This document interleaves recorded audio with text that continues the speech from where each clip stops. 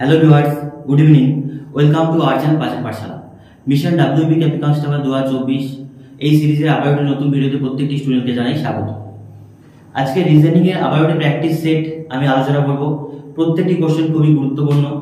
প্রথম থেকে শেষ পর্যন্ত ভিডিওটি প্রত্যেকটি দেখবে এবং স্কিপ না করে করে নিজে চেষ্টা করবে 20-30 সেকেন্ডের মধ্যে অ্যান্সার দেওয়ার। এবার লাস্ট 3-4 দিন আমি ভিডিও দিতে পারিনি, তার কিছু কারণও রয়েছে, তোমাদের বলে দিচ্ছি। কারণ তোমরা বলবে 3-4 দিন ধরে কোনো ভিডিও নেই, কারণ তোমরা দেখছিলে যে রুমে আমাদের ইকো হচ্ছে প্রচুর। তো এই ভিডিওতেও কিছুটা ইকো আছে, এমন নেই যে পুরোটা কমে গিয়েছে।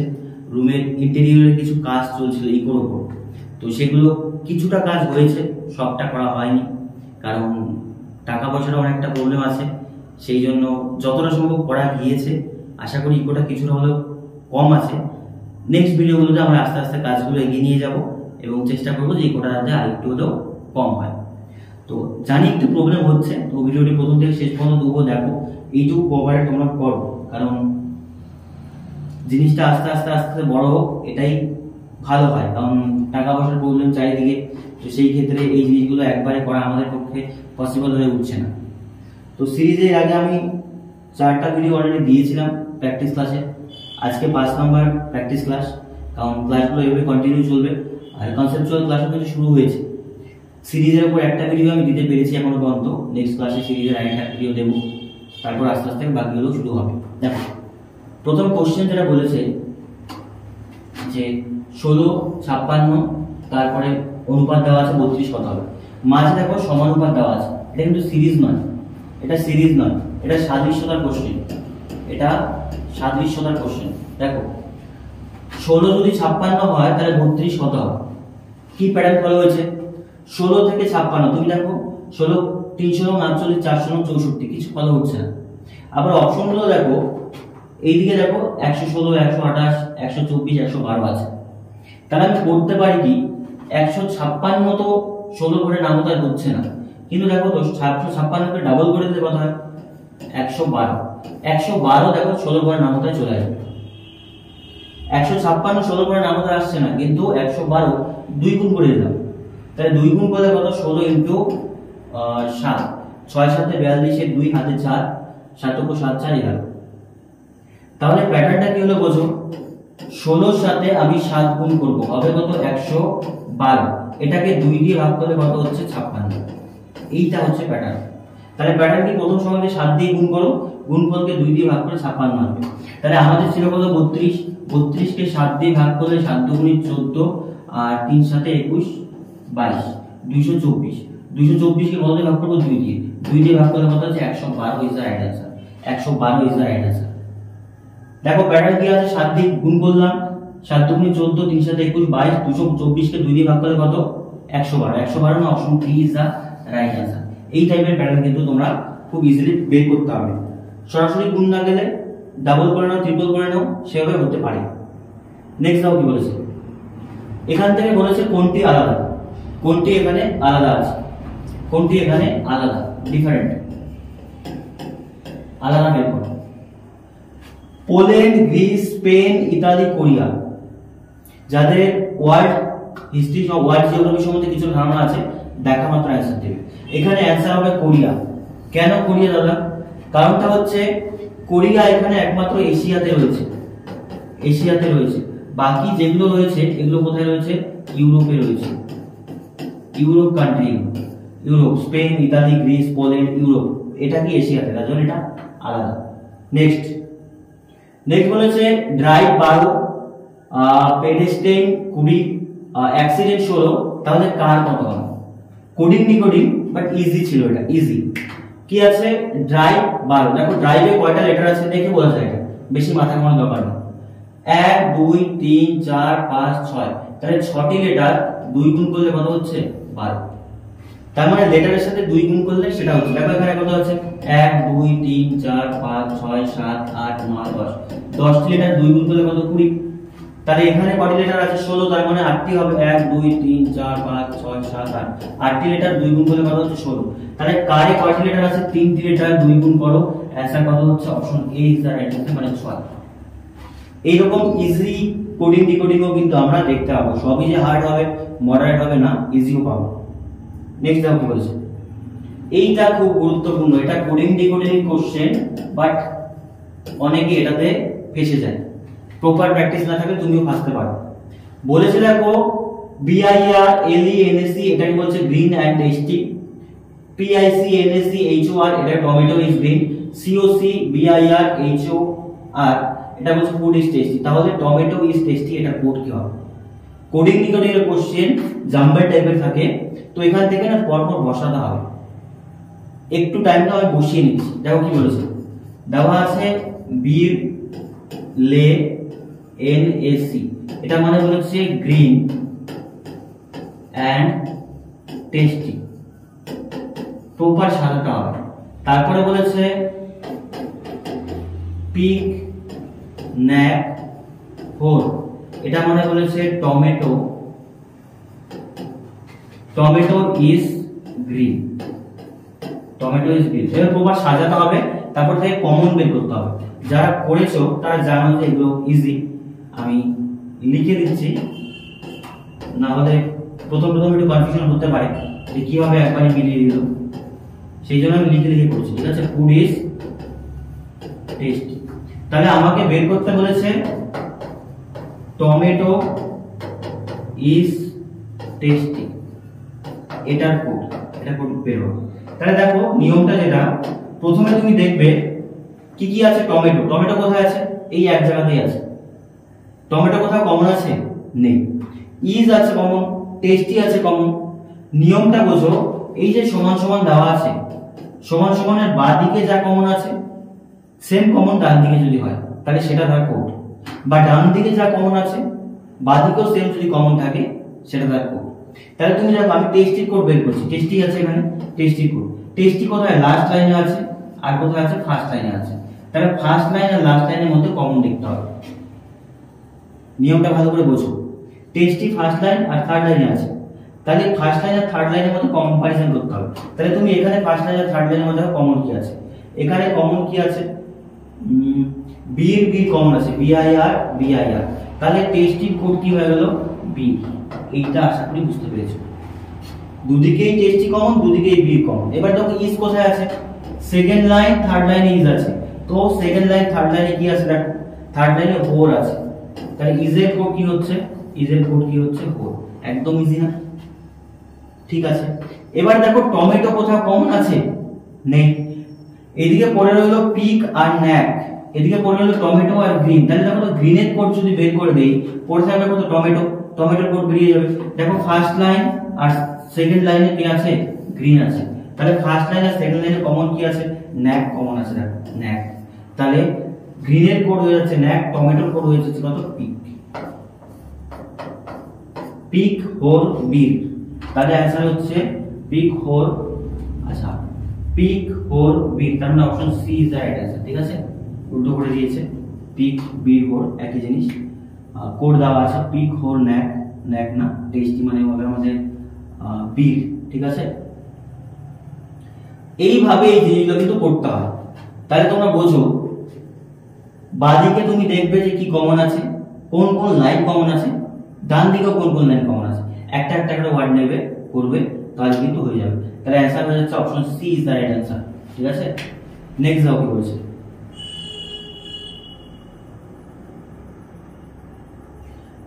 খুব গুরুত্বপূর্ণ রিজনিং বলতে পারো, ভেরি ইম্পর্টেন্ট ব্লাড রিলেশন থেকে।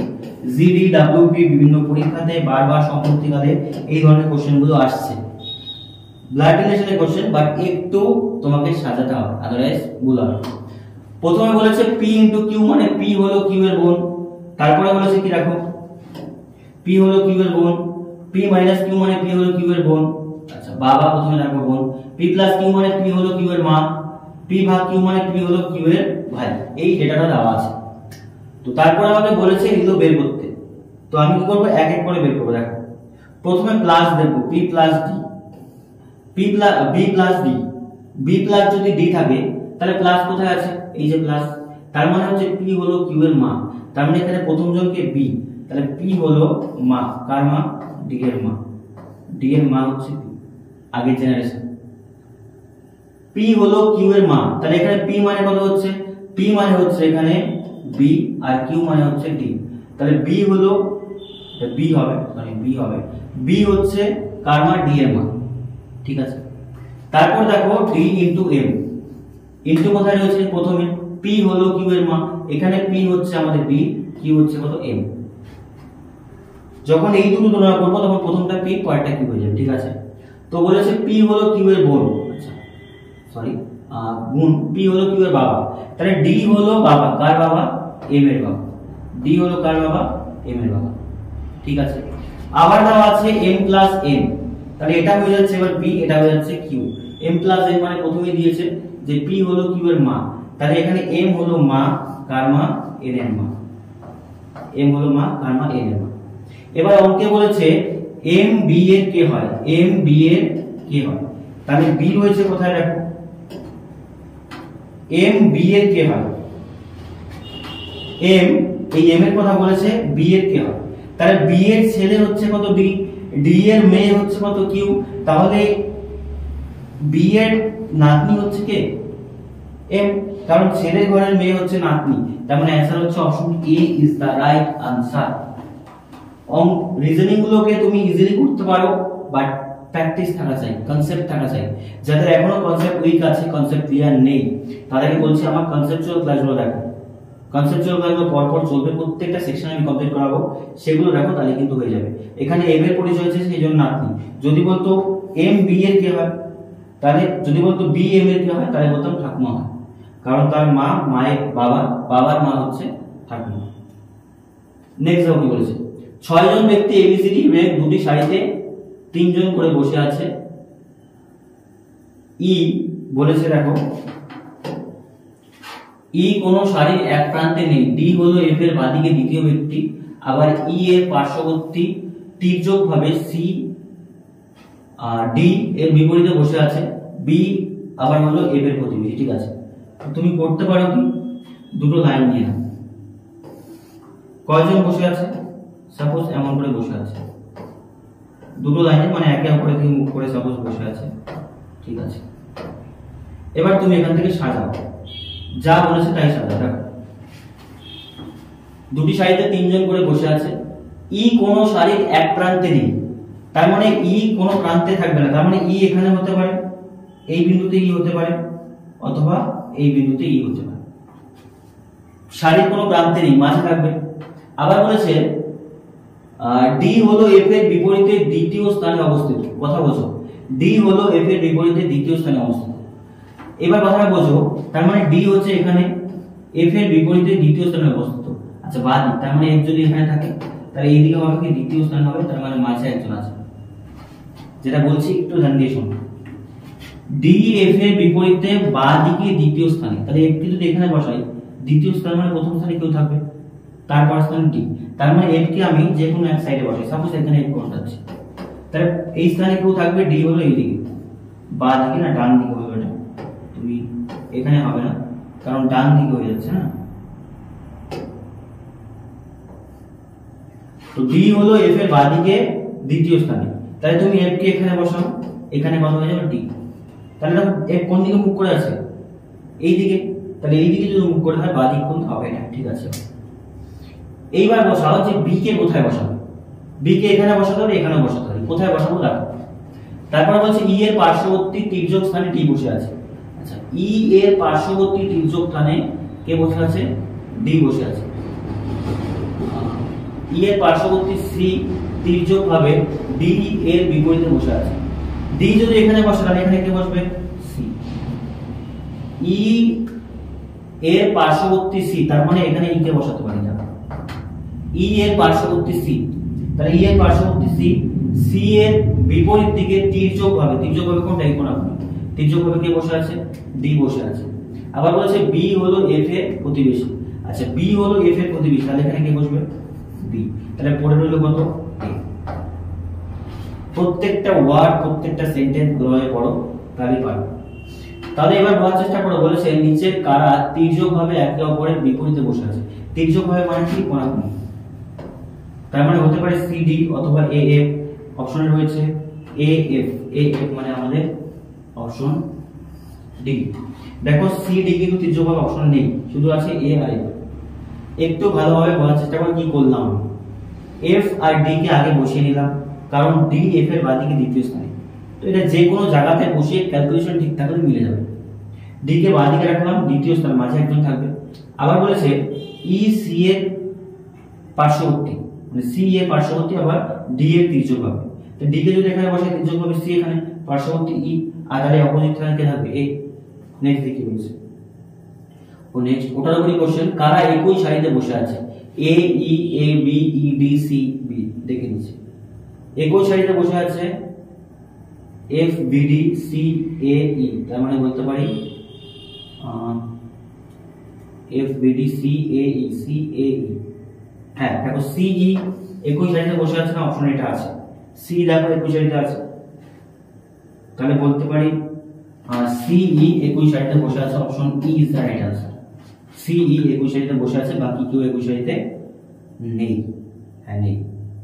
তো এইরকম একটা তোমাদের পাজল দিয়ে দিতে পারে, সেখান থেকে বলবে দুটো তিনটে কোশ্চেন সলভ করতে হবে, কারণ উপায় নেই। তুমি যদি না বুঝে থাকো তাহলে এক্সামে তুমি পরেও করতে পারো, সেটা কোনো ব্যাপার না।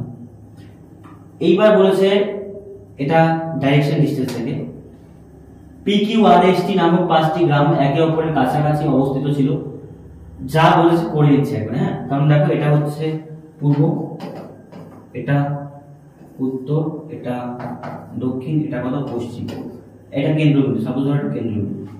তো বলেছে পি গ্রামটি কিউ গ্রামের পশ্চিম দিকে, তাহলে আমি সাপোজ ধরলাম এখানে পি গ্রামটি কিউ গ্রামের পশ্চিম দিকে, তাহলে কিউ এখানে আছে, তাহলে আমি এখানে পি কে দিলাম পশ্চিম দিকে পি গ্রাম। কিউ কে যদি এখানে বসাই যায় বসিয়ে নেবে, আবার কোথায় পি কিউ বসাবে কনফিউজ হবে না, যে কোনো জায়গায় বসিয়ে নেবে। কিউ এর পশ্চিম দিকে পি আছে, আর গ্রামটি পি গ্রামের দক্ষিণে, পি গ্রামের দক্ষিণ কোন দিকে, এইদিকে, এখানে রয়েছে কত আর, ঠিক আছে। আবার বলেছে টি গ্রামটি কিউ গ্রামের উত্তরে, কিউ গ্রামের উত্তর কোনটা, এখানে আছে টি, উত্তরে টি, ঠিক আছে। এস গ্রামটি টি গ্রামের পূর্ব দিকে, টি গ্রামের পূর্ব দিক কোনটা, এখানে এস রয়েছে, ঠিক আছে।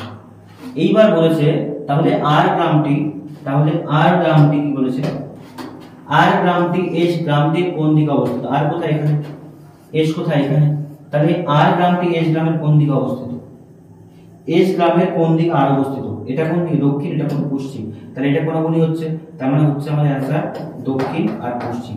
আর গ্রামটি এস গ্রামের কোন দিকে অবস্থিত, দক্ষিণ পশ্চিম, মানে option C is the right answer.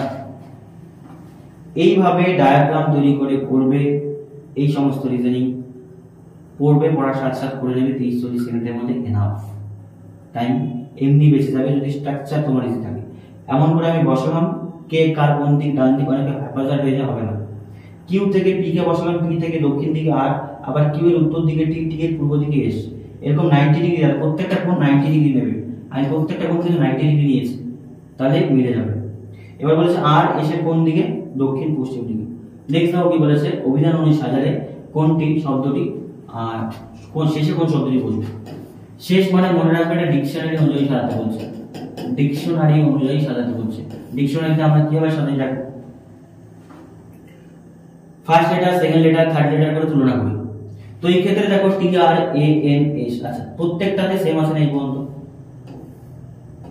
Trans trans প্রত্যেকটাতে আছে, প্রত্যেকটিতে ট্রান্স সেম আছে, তাহলে এখনো পর্যন্ত বোঝা যাচ্ছে না কে প্রথম কে শেষ। এবার দেখো এখানে রয়েছে আই, তারপরে রয়েছে এখানে এম, এখানে রয়েছে আই, এখানে পি, এখানে পি। এবার বসো I am I P P, সবার আগে কি আসে, সবার আগে আসবে আই, এই আই দুটো প্রথমের দিকে আসবে, আই দুটো বলতে পারি আমি সি আর ই প্রথমে আসবে, ঠিক আছে। আমার পুরোটা করার দরকার নেই, এমনি করতে পারি, বা তুমি যদি বলো পুরোটা করবো তাহলে দেখো টি আর এই দুটো প্রথমে আসবে, এই দুটো করে নিয়ে যাবে, টি আর এন এস আই টি, এটা I T, I T I, I T I, ঠিক আছে। আবার ও এন, ও এন, ঠিক আছে। ট্রানজিশন ট্রানজিশন, এই দুটো সেম আছে, হ্যাঁ দুটো কোথাও ভুল হয়েছে, এই দুটো সেম নেওয়া হয়েছে, তো আমি একটাকে কেটে দিচ্ছি, ই নাম্বারটা কেটে দিচ্ছি। তার মানে আমি বললাম যে সি নাম্বারটা প্রথমে হবে, কারণ টাইপিং মিস্টেক হয়েছে এখানে। প্রত্যেকটা ক্ষেত্রে কি হচ্ছে, ট্রানজিশন ট্রানজিশন সেম এসেছে, তাহলে বলতে পারি ট্রানজিশন, হ্যাঁ ট্রানজিশন ছিল। সি নাম্বারকে প্রথমে নিচ্ছি, তারপরে দেখো আই এর পরে এম পি পি, তাহলে আই এর পরে এম আগে হয় না পি আগে হয়, এম আগে হয়, এম মানে অপশন ডি, এম মানে কোনটা হচ্ছে ডি, এম মানে কোনটা হচ্ছে ডি। ঠিক আছে, এরপর ডিও শেষ। এবার দেখো এই এ আর বি এর মধ্যে কোনটা হচ্ছে, দুটোই পি আছে, পি এর পরে ও, পি এর পরে এল, বলো আগে এ ও আসে না এল আগে আসে? এল আগে আসবে, তার মানে বি হবে, বি হবে, তারপরে কোনটা আসবে? এ আসবে, তারপর কোনটা আসবে? এ। তার মানে যদি আমি বলি যে অভিধানগুলি সাজালে কোন শব্দটি শেষে আসবে, শেষে আসবে অপশন এ, যেটা আসবে ট্রান্সপোর্ট। ট্রান্সপোর্ট এই শব্দটি কি আসবে? সবার শেষে আসবে, কারণ দেখো পিপি রয়েছে, এল ও, এল আগে আসে না ও আগে আসে? এল, তাহলে ও চলে আসবে শেষে। আর এখানে দেখো এম ছিল, আই ছিল, আই তো আগে আসবে, আই পরে এম, এর পরে পি, পি আসবে, তারপরে এল আসবে, ও আসবে, এইভাবে সাজালে হলো। নেক্সট বলেছে 40টি মেয়ের শাড়িতে যখন কোমলকে বাদিক থেকে চতুর্থতম স্থান আছে, এটা একটা শাড়ি আছে, সাপোজ একটা শাড়ি, এরকম শাড়ি আছে, ঠিক আছে, এটা এটা রাইট সাইড, এটা কোন সাইড? লেফট সাইড, ঠিক আছে। এবার আমাকে বলেছে কোমলকে তার বাদিকে চতুর্থতম স্থানে সরানো হয়। সাপোজ কোন একটা জায়গায় কোমল আছে, এখানে কোমল আছে, সাপোজ বলছো কোমল আছে, এখানে কোমল রয়েছে, কোমলকে তার বাদিকে চতুর্থ স্থানে সরানো হয়। তার মানে কোমলকে বাদিক কোন দিক? এই দিক, তাহলে এখানে সাপোজ এই বিন্দুতে আসা, এখানে এবার কোমল আসা, এখান থেকে এখানে সরানো হয়, বাদিকে চতুর্থতম স্থান, তার মানে মাঝে কয়জন আছে বলতো? 3 জন রয়েছে, অলরেডি 3 জন রয়েছে, মানে চতুর্থতম স্থানে তার সরানো হলো, মাঝে 3 জন, 4 নম্বর স্থানে সে বসলো। সেই শাড়িতে তার স্থান বাম প্রান্ত থেকে 10ম হয়, এই দিক থেকে কোমলের স্থান কত বলতো? 10তম স্থান, কোমলের স্থান কত? 10। ঠিক আছে, তার মানে এটা যদি 10 হয়, এখানে মাঝে 3, 13, তো এটা কত নম্বর স্থান ছিল? এটা 14 নম্বর স্থান ছিল। এখান থেকে এটা তো বুঝতে পারি কোমলকে তার বাদিকে 14তম স্থান আনা হলো, তার মানে মাঝে 3 জন, 4 নম্বর স্থান দেওয়া হলো, তাহলে সেটা ছিল 10তম স্থান। কততম স্থান? 10। তাহলে তার ডান দিকে 4তম স্থান যেটা অ্যাকচুয়াল স্থান, তার এটা তার স্বাভাবিক স্থান, এটা কত ছিল? 14। ঠিক আছে, এবার বলেছে যদি কোমলের প্রকৃত স্থানের ডান দিকে তৃতীয় স্থানে সতী। আচ্ছা, ডান দিকে তৃতীয় স্থান, তার মানে মাঝে কয়জন? মাঝে 2 জন, এই স্থানে কি আছে? এখানে সতী রয়েছে, এস ও দিয়ে গো আছে, সতী এখানে রয়েছে সাথী। ঠিক আছে, সাথী থাকে, তাহলে ওই শাড়ির ডান প্রান্ত থেকে সাথীর স্থান কত? ডান প্রান্ত থেকে সাথীর স্থান কত? সাথী যদি এখানে থাকে, তাহলে এই শাড়ির ডান প্রান্ত থেকে তার স্থান কত? এবার বলছো কোমলের তৃতীয় স্থান, তাহলে 14, 15, 16, এটা কততম স্থান? 17তম স্থান। তার মানে ডান প্রান্ত থেকে কত বের করতে হবে? বাম প্রান্ত থেকে সাথীর স্থান কত? 17। মোট 40 জন রয়েছে, বাম প্রান্ত থেকে কত? 17, ডান প্রান্ত থেকে কত? এবার বলছো এই লাইনে মোট কতজন রয়েছে? এখানে মোট রয়েছে 40 জন। কয়জন? 40 জন। তাহলে এখান থেকে যদি 17 জন হয়, 40 পুরোতে, তাহলে এখানে এই লাইনে কতজন থাকবে? আর 23 জন। এই দিক থেকে কতজন থাকবে? মোট 23 জন। 23 জন তার ডান দিকে রয়েছে, কিন্তু তার স্থান চেয়েছে, তার স্থান কত? ডান দিক থেকে, তাহলে তার স্থান আরো 1 যোগ হয়ে যাবে, তার মানে 23 আর 1 এ 24তম স্থান হবে, তার 24তম স্থান মানে option C is the right answer. এখানে এই ভুলটা করবে না যে তার পরে তো এদিকে 23 জন আছে, তার 23তম স্থান না, 23 জন তার পরে রয়েছে, কিন্তু তার স্থানটা অকুপাই করতে হবে, তার মানে 23 থেকে 1 বেড়ে যাবে 24, তার মানে সে কততম স্থানে রয়েছে? 24তম স্থানে রয়েছে। এই কোশ্চেনগুলো আজকে আমি কমপ্লিট করালাম।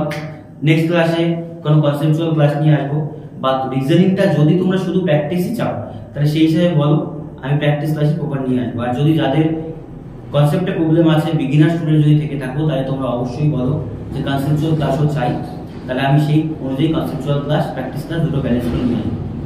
অ্যাজ ইউজুয়াল আমি বরাবর বলি যে দেখো, যদি তোমার প্রিপারেশন ঠিকঠাক না থাকে, শুধু প্র্যাকটিস ক্লাস দিয়ে কিচ্ছু হবে না, কিচ্ছু হবে না।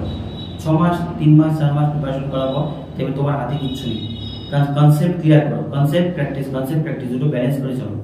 ইউটিউব খুললেই আমি দেখতে পাচ্ছি এইখানে প্র্যাকটিস, ওখানে প্র্যাকটিস, কাজ হবে না ভাই। প্র্যাকটিস দিয়ে তোমার এভাবে কাজ হবে না। কনসেপ্ট প্র্যাকটিস দুটো ক্লিয়ার করো, বিগিনারদের বলছি।